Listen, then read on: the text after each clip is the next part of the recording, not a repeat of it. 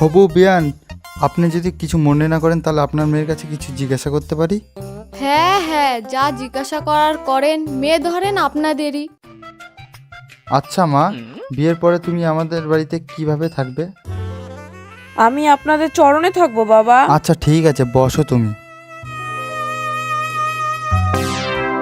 হুম। মেয়ে আমাদের খুবই পছন্দ, ছেলে মেয়ে কথা বলে নিক, ওরা রাজি হলেই বিয়ে ফাইনাল করে দিব। হ্যাঁ দাদা হ্যাঁ, যা মা যা, যাও বাবা তোমরা যাই একটু কথা কয়ে আসো। যা বাবা যা।